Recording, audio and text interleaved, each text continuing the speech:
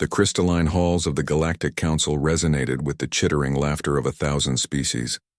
Ambassador Kethvar of the Zephyrian Empire stood at the podium, his 4 arms gesturing dismissively at the holographic display showing Earth's pale blue dot.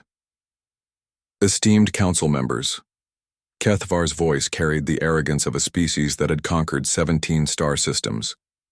We have observed this, human civilization, for exactly one of their solar cycles. Our findings are unanimous across all surveying fleets. The massive chamber fell silent, except for the gentle hum of translation matrices.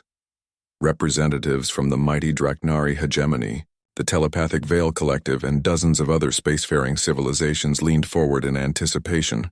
Humanity, Kethvar continued, lacks the fundamental characteristics necessary for galactic citizenship. They possess no natural armor, no telepathic abilities, no energy manipulation capabilities. Their lifespans are pathetically brief, barely a century. They cannot survive in hostile environments without cumbersome mechanical assistance. Most damning of all, they are fractured into hundreds of competing nation-states, constantly warring among themselves. A ripple of agreement passed through the assembly. High Archon Zulthes of the Draknari nodded approvingly, her razor-sharp mandibles clicking in amusement. Indeed, our intelligence suggests they still use crude chemical propulsion for space travel, primitive beyond measure. The motion before us today, Kethvar declared, is to classify humanity as a protected species, essentially sophisticated wildlife to be observed but never contacted. They pose no threat to galactic stability and offer nothing of value to our collective advancement.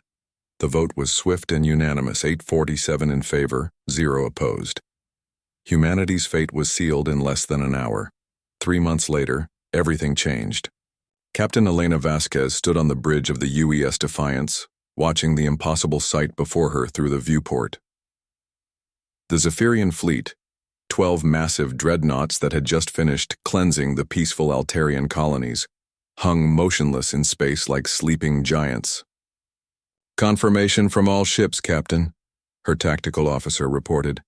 The Zephyrian fleet is completely disabled. Their vessels are intact, but every electronic system has been fried. Elena nodded grimly. And their crews? Alive but unconscious. The neural disruptor worked exactly as Dr. Chen predicted.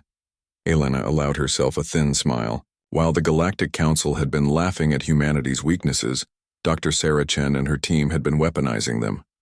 Humans might not have natural telepathic abilities, but that meant they were completely immune to psionic attacks that crippled other species. Humanity's chaotic electromagnetic brain patterns, dismissed as primitive noise by galactic civilization, turned out to be the perfect defense against mental intrusion. Captain, her communications officer called out, we're receiving a transmission from Earth Command. Admiral Harrison's weathered face appeared on the main screen. Captain Vasquez, I trust the field test was successful? Beyond our wildest expectations, sir. The Zephyrians never saw it coming. Good. Phase 2 is now active. Deploy the message drones. Across the galaxy, humanity's answer began to spread. Small, seemingly insignificant probes emerged from hyperspace, near every major galactic hub, each one broadcasting the same message in 17 different alien languages. The transmission reached the Galactic Council chambers just as Kethvar was delivering his weekly intelligence briefing. The familiar image of his disabled fleet appeared on the main screen, but now a human face materialized beside it. Admiral Harrison himself. Greetings, Galactic Council, Harrison began, his voice carrying the quiet confidence of a species that had just proven itself. You declared humanity weak. You classified us as primitive wildlife. You decided our fate without ever speaking to us directly. The council chamber erupted in panicked chittering and hissing. Several delegates demanded to know how humans had acquired translation technology and hyperspace communication capabilities. You judge strength by natural armor, Harrison continued, but we learned to forge stronger protection. You measure intelligence by telepathic ability, but we developed technologies that make psychic powers irrelevant. You mock our short lifespans. Yet in our brief centuries, We accomplish what takes your long-lived species millennia. High Archon Zulthus slammed her armored fist on the chamber floor. Impossible! Our sensors detected no advanced technology on their world. Harrison's image smiled coldly. That's because you were looking for technology that thinks like you do. You expected energy-based weapons and psionic amplifiers. You never considered that a species you deemed primitive might approach problems differently. The display shifted to show a tactical overview of the galaxy. Red dots began appearing across the map, each one representing a disabled Zephyrian patrol fleet. While you debated our worthiness, Harrison explained, we've been watching you, learning your weaknesses. Your fleets rely on centralized AI networks that we've learned to disrupt. Your telepathic species become helpless when their mental connections are severed.